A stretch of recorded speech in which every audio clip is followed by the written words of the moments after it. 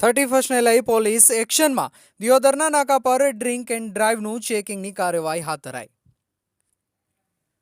31 ડિસેમ્બરની રાત્રિ દરમિયાન આંતરરાષ્ટ્રીય બોર્ડરો તેમજ સરહદી વિસ્તારની બોર્ડરો પર પોલીસ સ્ટાફના કાફલા સાથે ડ્રિંક એન્ડ ડ્રાઈવનું ચેકિંગ હાથ ધરવામાં આવ્યું હતું। ત્યારે બનાસકાંઠા જિલ્લો સરહદી અને અંતરિયાળ વિસ્તારને જોડતો જિલ્લો છે અને જે રાજસ્થાનથી બોર્ડરને અડીને આવેલો જિલ્લો છે। ત્યારે ગત રાત્રિ દરમિયાન દિયોદરના અલગ અલગ સ્થળોએથી એન્ટ્રી કરતા વાહનોનું સઘન ચેકિંગ હાથ ધરવામાં આવ્યું હતું।